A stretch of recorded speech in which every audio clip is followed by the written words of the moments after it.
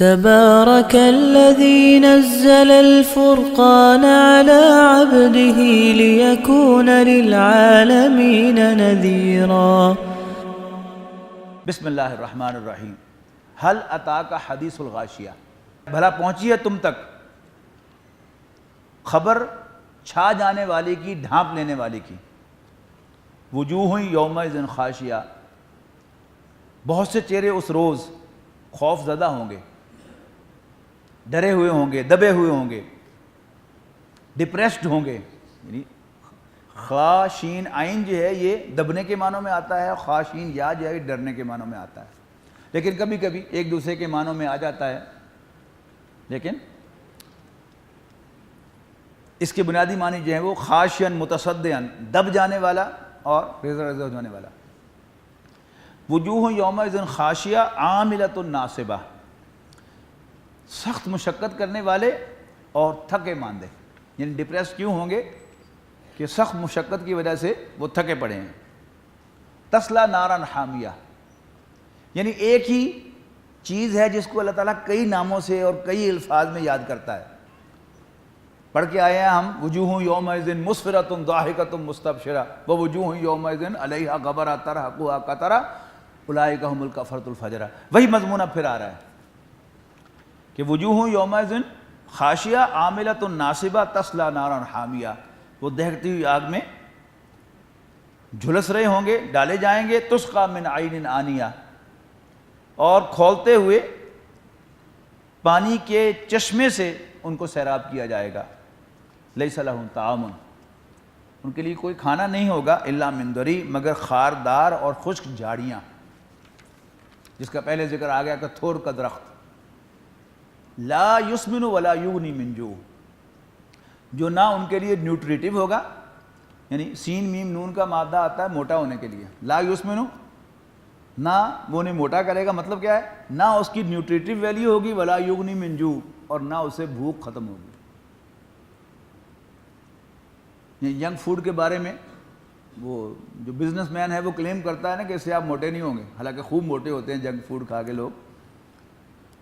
تو لا یسمن، نہ نیوٹریٹو ہوگا، ولا یغنی من جوع، اور نہ وہ بھوک کو ختم کرے گا۔ وجوہ یومئذ ناعمہ، اب اس کے اپوزٹ آ گیا، کتنے ہی چہرے اس دن تر و تازہ ہوں گے۔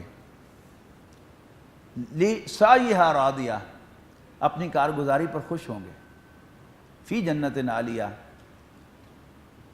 اونچے باغات میں ہوں گے۔ لا تسمع فیہا لاغیہ، جہاں وہ کوئی بیہودہ بات نہیں سنیں گے، نان سینس، بالکل ہرگز نہیں۔ فیہا عین جاریہ، اس میں رواں چشمے ہوں گے۔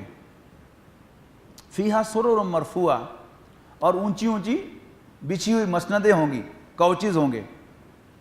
واکواب موضوعہ، اور کرینے سے رکھے ہوئے ساغر ہوں گے۔ ونمارق مصفوفہ، اور قطاروں قطار لگے ہوئے گاؤ تکیے ہوں گے۔ وزرابی مبثوثہ، اور بچھے ہوئے کارپیٹس ہوں گے۔ افلا ینظرون الی الابل کیف خلقت، اب یہ آیات نازل کہاں ہو رہی ہیں؟ مکہ مکرمہ میں۔ اور مکہ مکرمہ جیسا کہ میں نے عرض کیا تھا کہ بارش وہاں ہوتی نہیں تھی، لہذا فصل کوئی نہیں، اور کوئی انڈسٹری نہیں، دھیلے کی چیز وہاں بنتی نہیں، صرف ان کا پیشہ کیا ہے؟ کاروبار۔ اور کاروبار میں بھی ایک تو کاروبار ہے اپنی ضرورت کی چیزیں لے کے آنا اور بیچ دینا، یا حج سیزن میں پورے عرب سے لوگ آ رہے ہیں وہاں پر ان کے لیے سامان لے آنا اور بیچ دینا۔ لیکن اصل جو ان کا بزنس تھا وہ کارگو بزنس تھا، اور وہاں پر کارگو کے لیے گھوڑے وہ استعمال کرتے ہیں، اونٹ استعمال کرتے تھے، جو اس جگہ پر بہترین یعنی کیریئر ہے کہ جو 2 ہفتے بغیر پانی کے رہ سکتا ہے، کھائے پیے بغیر۔ اب وہ ان کا اصل خزانہ ہے، اور وہ اس کو اپریشیٹ کرتے ہیں کہ وٹ اے کریشن، ہے جاندار لیکن بغیر پانی کے رہ سکتا ہے جاندار بغیر کھائے رہ سکتا ہے۔ اب اس کانٹیکسٹ میں پڑھیے گا ان آیات کو، صحیح آپ کو لطف آئے گا۔ اور ماحول کیا ہے؟ افلا ینظرون الی الابل کیف خلقت، کیا یہ اونٹ کو نہیں دیکھتے کیسے پیدا کیا گیا؟ وإلی السماء کیف رفعت، اور اوپر آسمان نظر آتا ہے اونچا بلند۔ وإلی الجبال کیف نصبت، اور پتھریلی زمین ہے، پہاڑ ہے مکہ مکرمہ کے اندر، اور سارے عرب میں پھیلے ہوئے ہیں، وہ سیر کرتے ہیں، کبھی یہ پہاڑی سلسلہ، کبھی وہ پہاڑی سلسلہ، کبھی کالے پہاڑ، کبھی براؤن پہاڑ. تو وَإِلَى الْجِبَالِ كَيْفَ نُصِبَتْ، اور پہاڑوں کو نہیں دیکھتے کیسے گاڑے گئے ہیں. وَإِلَى الْأَرْضِ كَيْفَ سُطِحَتْ، اور زمین کو نہیں دیکھتے کیسے ہموار کی گئی ہے، بچھائی گئی ہے. فَذَكِّرْ، بس انہیں نصیحت کیجئے. اِنَّمَا أَنْتَ مُذَكِّرٌ، آپ نصیحت کرنے والے ہیں، آپ کا اتنا ہی کام ہے. لَسْتَ عَلَيْهِمْ بِمُسَيْطِرٍ، آپ ان پر کوئی جبر کرنے والے، ان پر کوئی ایڈمنسٹریٹر نہیں ہیں. You can't compel them to believe. بس توجہ دلا دیں کہ اونٹ کو دیکھو کہ تم نے بنایا، کس نے بنایا ہے تمہارے لیے، اس کا شکر ادا کرو. فذکر، تو نصیحت کیجیے. انما انت مذکر، آپ نصیحت کرنے والے ہیں. لست علیہم بمسیطر، آپ ان پر کوئی ایڈمنسٹریٹر نہیں ہیں. الا من تولی وکفر، ہاں جس نے منہ موڑا اور انکار کیا. فیعذبہ اللہ العذاب الاکبر، تو اللہ تعالیٰ اس کو بڑے عذاب سے دوچار کرے گا. ان الینا ایابہم، یقیناً ہماری ہی طرف ان کا لوٹ کے آنا ہے. ثم ان علینا حسابہم، اور پھر ہمارے ہی ذمے ان سے پوچھ گچھ کرنا، ان سے حساب لینا ہے. آپ اپنا کام کریں، ہم اپنا کام کر لیں گے. بسم اللہ الرحمن الرحیم. والفجر ولیال عشر، قسم ہے فجر کی اور 10 راتوں کی. اور اکثر مفسرین کا خیال یہ ہے کہ یہ ذوالحج کی پہلی 10 راتیں ہیں. والشفع والوتر، جفت اور طاق کی. واللیل اذا یسر، اور رات کی جب وہ جانے لگے. حل فی ذالک قسم لذی حجر، بھلا ان میں کوئی قسم ہے کسی صاحب عقل کے غور و فکر کے لیے. اللہ تعالیٰ نے قسمیں کھائی ہیں نا، تو اللہ تعالیٰ کہہ رہے ہیں کہ ان میں کچھ ان کو نظر آتا ہے کہ یہ قسم کھانے کے قابل ہیں، اور اللہ تعالیٰ کیوں ان کی قسمیں کھا رہا ہے. الم تر کیف فعل ربک بعاد، کیا تم نے کبھی غور کیا، دیکھا کہ تیرے رب نے قوم عاد کے ساتھ کیا سلوک کیا. ارم ذات العماد، عاد ارم اونچے اونچے ستونوں والے. التی لم یخلق مثلھا فی البلاد، کہ نہیں پیدا کی گئی ان کے مثل تمام ملکوں میں کوئی قوم. وثمود الذین جابوا الصخر بالواد، اور قوم سمود کے ساتھ اللہ تعالیٰ نے کیا کیا، جنہوں نے سخت چٹانوں کو تراشا وادی کے اندر. اگر آپ کو کہیں تصویر دیکھنے کو ملے قوم سمود کے گھروں کی، انہوں نے پہاڑوں کو کارو کر کے اندر گھر بنائے تھے. اور ذہن میں لائیے گا، کوئی گرائنڈر نہیں تھا، کوئی کٹر نہیں تھا، تو ہتھوڑی اور چھینی کے ساتھ انہوں نے سارا وہ کاٹ کر ان کو مکانوں کی شکل دی تھی. اور پہاڑ کے اندر اندر وہ مکان تھے. اب وہ مکان اگر پہاڑ کے اندر ہیں تو بڑے سیف مکان ہیں. آج کی زبان میں کہیں تو بم پروف مکان ہے.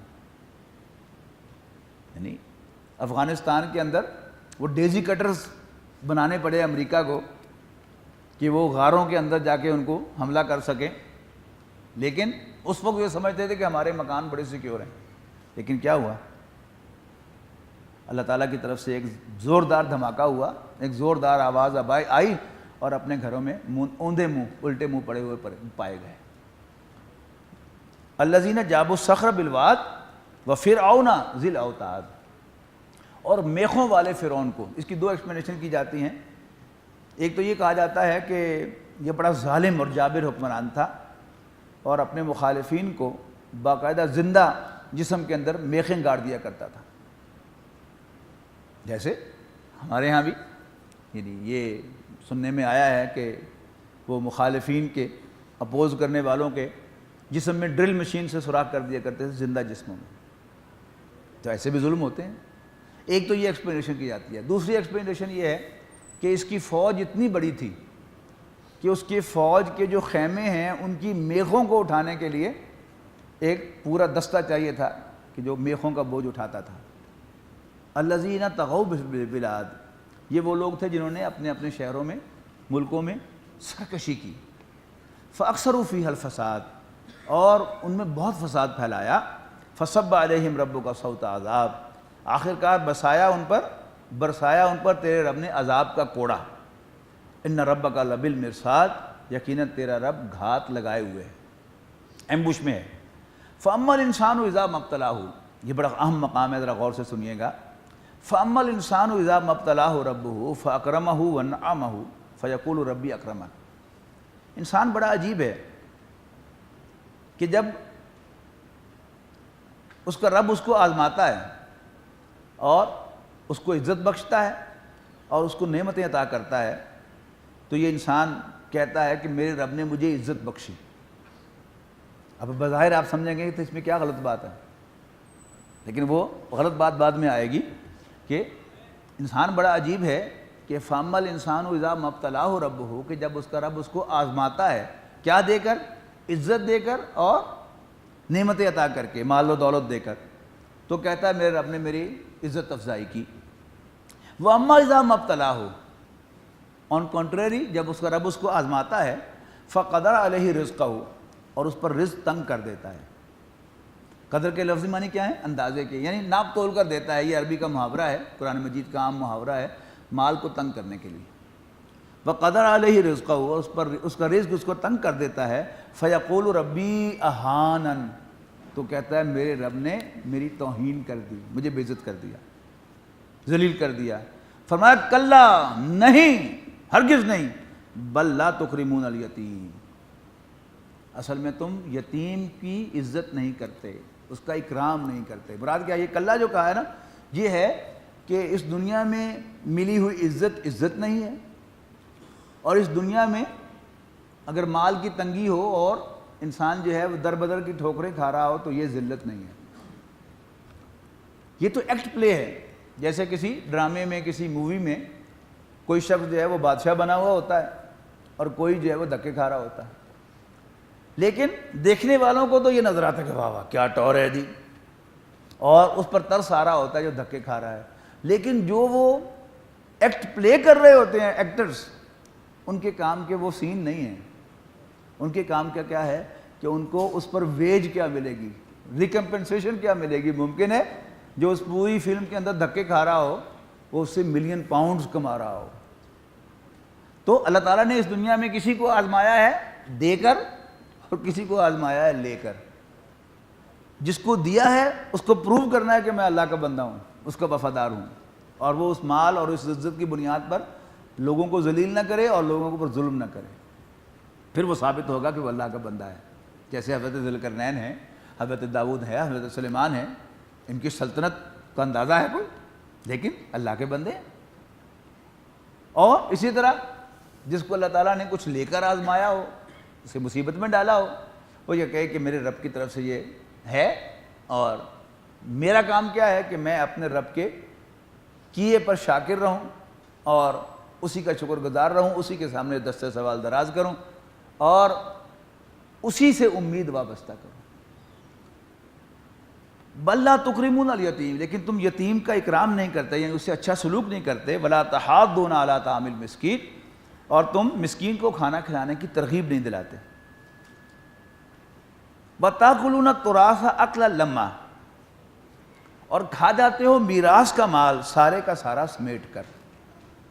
اور یہ ہمارے عام ہے کہ جس کا داؤ لگ جائے پتہ تب چلتا ہے باقی لوگوں کو کہ جب وہ میراث کا مال جو ہے وہ آگے بیچ بھی چکا ہوتا ہے، اب کرو جو کرنا. وَتُحِبُّونَ الْمَالَ حُبًّا جَمًّا، اور تم مال سے جی بھر کر پیار کرتے ہو. کلا، ہرگز نہیں. اذا دکت الارض دکن دکا، جب زمین کوٹ کوٹ کر ریزہ ریزہ کر دی جائے گی. وجاء ربک والملک صفا صفا، یعنی ایک رائے ہے کہ قیامت جو ہے یہ اسی زمین پر قائم ہوگی. دو آراء ہیں، اور اسی پر جنت بنے گی، اسی پر جہنم بنے گی. زمین کو کوٹ کوٹ کر چپٹا کر دیا جائے گا اور پھر یہی ہے میدان حشر بنے گا. یعنی بعض آیات جیسے یہ آیت ہے اس سے ایسا اندازہ ہوتا ہے، اس لیے کچھ اہل علم کی رائے یہ ہے کہ حشر یہیں پر قائم ہوگا. وجاء ربک والملک صفا صفا، اور تیرا رب اور فرشتے آئیں گے قطار اندر قطار. وجیء یومئذ بجہنم، اور لائی جائے گی اس دن جہنم بھی سب کے سامنے. یومئذ یتذکر الانسان، اس دن انسان کو سمجھ آ جائے گی، یاد آ جائے گا، نصیحت آ جائے گی. وَأَنَّىٰ لَهُ الذِّكْرَىٰ، یہ بڑے حسرت والے الفاظ ہیں، لیکن اب کس کام کا یہ سمجھنا، کس کام کی یہ نصیحت؟ جب وقت تھا اس وقت تم سمجھے نہیں. وَأَنَّىٰ، انا ہوتا ہے کیوں کر یا کہاں سے، تو انا لہو ذکرہ کس کام کی یہ نصیحت؟ یقول یا لیتنی، کہے گا انسان اے کاش قدمت لحیاتی، میں نے آگے بھیجا ہوتا اس زندگی کے لیے. فیومئذ لا یعذب عذابہ احد، پھر اس دن اللہ تعالیٰ کا ایسا عذاب نہیں دے گا کوئی، ولا یوثق وثاقہ احد، اور نہ جکڑے گا اللہ تعالیٰ جیسا جکڑنا کوئی کبھی. یعنی اللہ تعالیٰ کی پکڑ بھی بڑی سخت ہے، اللہ تعالیٰ کا عذاب بھی بڑا سخت ہے. یا ایھا النفس المطمئنہ، اے مطمئن نفس. یعنی مطمئن نفس کون ہے؟ یعنی ایک رائے تو یہ ہے، یعنی ڈاکٹر اجمل مرحوم جو سائیکالوجی کے بہت بڑے پروفیسر، گورنمنٹ کالج لاہور کے پرنسپل رہے، پھر وائس چانسلر بھی رہے یونیورسٹی کے، اور اس کے پنجاب پروفیسرز کمیشن کے ممبر بھی رہے، انتقال تھا غالباً. بہرحال سائیکالوجی میں بہت بڑا نام تھا. ان کا تو کہنا یہ تھا کہ یہ 3 مستقل سافٹ ویئرز ہیں جو انسان کے اندر، یہ لفظ سافٹ ویئر کا میں استعمال کر رہا ہوں، جب ان سے میری ملاقات ہوئی تھی اس وقت کمپیوٹر جو ہے وہ عام نہیں ہوا تھا. انسان کے اندر ہر وقت جو ہے نصب ہوئے ہیں نفس مطمئنہ، نفس امارہ اور نفس لوامہ. وہ نفس مطمئنہ روح کو کہتے تھے، نفس لوامہ جو انسان کا وہ انڈیپینڈنٹ سافٹ ویئر ہے کہ جو ادھر بھی جا سکتا ہے ادھر بھی، اور نفس امارہ کہتے تھے انسان کا جو حیوانی جو نفس ہے، جو انسان کے اس سافٹ ویئر کے اندر ریپرزینٹ کرتا ہے اس کے مادی جسم کو، جس کی وجہ سے بھوک لگتی ہے، پیاس لگتی ہے، غصہ آتا ہے اور جنسی جذبہ انسان کے اندر ابھرتا ہے. وہ تو ان کو ہر وقت موجود پاتے تھے. لیکن عام جو ہمارے بزرگ ہیں، امام غزالی رحمۃ اللہ علیہ ہوں، علامہ اقبال ہوں، مثلا ڈاکٹر اشار احمد صاحب ہوں، تو ان کی رائے یہ ہے کہ یہ مختلف سٹیجز ہوتی ہیں کہ جب انسان اپنی خواہشات کے اندر گھرا ہوتا ہے تو اس پورے کے پورے سافٹ ویئر کو نفس امارہ کہا جاتا ہے. صرف اس میں ایک چیز جو فٹ نہیں ہوتی کہ حضرت یوسف علیہ السلام نے کہا کہ ما ابرئ نفسی، 13واں پارہ شروع ہوتا ہے ان الفاظ سے کہ میں بھی اپنے نفس سے مبرہ نہیں ہوں، ان النفس لامارۃ بالسوء، کہ نفس تو برائی کا حکم دیتا ہی ہے. یعنی حضرت یوسف علیہ السلام تو اللہ تعالیٰ کے نیک بندے تھے، کل کو نبی بننے والے تھے، تو ان کی وہ کیفیت تو نہیں ہو سکتی کہ وہ نفس کے اندر گھرے ہوئے ہوں. تو وہ کیا ہے؟ بہرحال انسان کے اندر وہ بھوک بھی لگتی ہے، نیک سے نیک آدمی کو پیاس بھی لگتی ہے، اور اس کے اندر وہ باقی ساری خواہشات جو انسان کے اندر ہیں وہ موجود ہوتی ہیں. تو یہ آیت تو اشارہ کرتی ہے ڈاکٹر اجمل صاحب کی رائے کی طرف. لیکن یہاں جب آپ آتے ہیں کہ انسان کا وہ جو اوور آل ایک سافٹ ویئر ہے، اسی کے اندر نفس امارہ بھی ہوتا ہے، اسی کے اندر روح کا بھی ایلیمنٹ ہوتا ہے اوور آل، اور خواب کے اندر یہی پورا کا پورا ڈیٹیچ ہوتا جاتا ہے انسان سے. یعنی جب ہم خواب دیکھتے ہیں تو اس میں کیا ہوتا ہے کہ میں نے ابھی اپنا کام کرتے ہوئے، کتاب پڑھتے ہوئے ٹائم دیکھا تو 1:05 اور 10 سیکنڈ ہوئے تھے. پڑھتے پڑھتے مجھے اونگ آ گئی، ایک دم میری آنکھ کھلی تو کیا تھا؟ 5 اور 30 سیکنڈ ہوئے تھے. تو اس گھڑی کے مطابق تو 30 سیکنڈ کا وقفہ ہے، لیکن آئی فیل کہ میں امریکہ گیا ہوں اور وہاں میں نے بہت سے کام کیے ہیں، اور پھر واپس میں آ کے پھر میری آنکھ کھلی ہے تو میں بستر پر پڑا ہوا ہوں.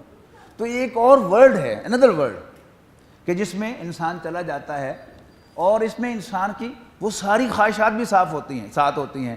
نیکی کا جذبہ بھی اس کے ساتھ جاتا ہے خواب میں، اور جو بری خواہشات ہیں، یعنی خواب کے اندر جب انسان کو ویٹ ڈریم آتا ہے تو ظاہر ہے کہ اس کی وہ جو جنسی خواہش ہے وہ ساتھ گئی ہے خواب کے اندر، تو تبھی تو وہ اس کو ڈریم آیا ہے نا، ورنہ تو وہ ڈریم نہیں آ سکتا.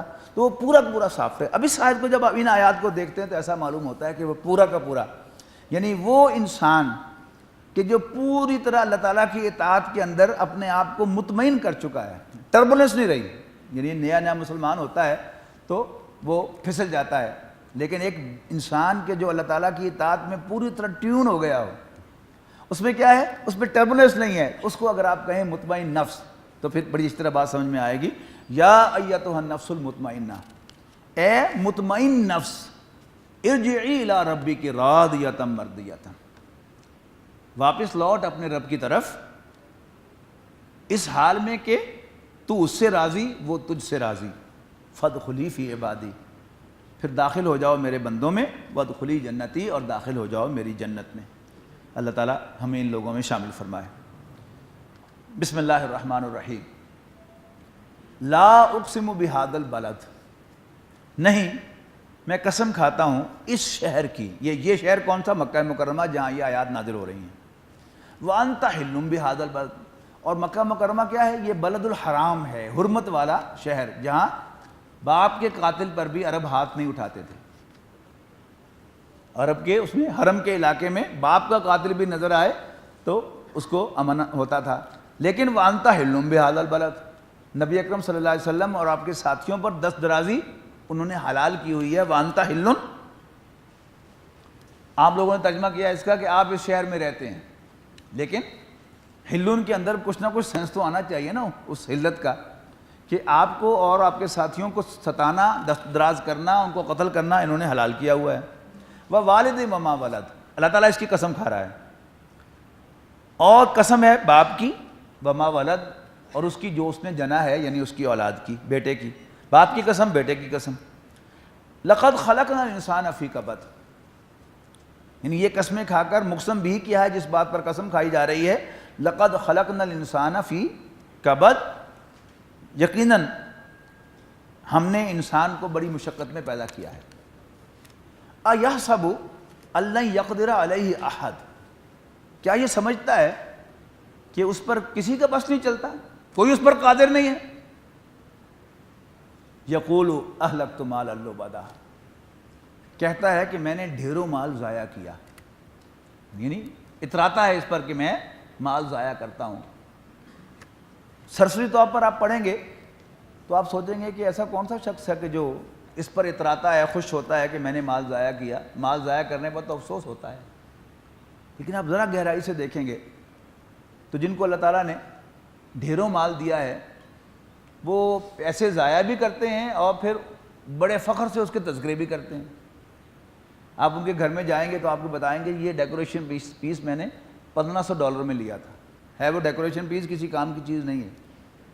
پھر گھوڑے انہوں نے پالے ہوئے ہوں گے، سواری کے لیے نہیں، صرف دکھانے کے لیے۔ کتے، یعنی ایک ویٹرنری سرجن سے ملاقات ہوئی تو انہوں نے بڑی عجیب انکشاف کیا، انہوں نے کہا جی سب سے مہنگا کتا جو پاکستان میں امپورٹ ہوا ہے وہ 3.5 کروڑ کا ہے یا 4.25 کروڑ کا کتا۔ انہوں نے کہا کہ جی وہ جو جاگیردار ہیں ان کے پاس ایسے کئی کتے ہیں، یعنی جو فرسٹ آیا تھا انٹرنیشنل ریس کے اندر وہ کتا انہوں نے امپورٹ کیا۔ فائدہ کیا اس کتے کا؟ صرف دکھانے کے لیے، بتانے کے لیے کہ یہ جو فرسٹ آیا کتا وہ میرے پاس ہے اور میں نے اتنے میں خریدا ہے۔ اہلکت مالا لبدا، یعنی بڑے فخر سے کہتا ہے کہ میں نے ڈھیروں مال ضائع کیا۔ ایحسب ان لم یرہ احد، کیا وہ سمجھتا ہے کہ اسے کسی نے نہیں دیکھا اس کی حرکتوں کو؟ کیوں نہیں؟ الم نجعل لہ عینین، کیا ہم نے اس کو 2 آنکھیں نہیں دیں؟ ولسانا وشفتین، اور زبان اور 2 ہونٹ نہیں دیے؟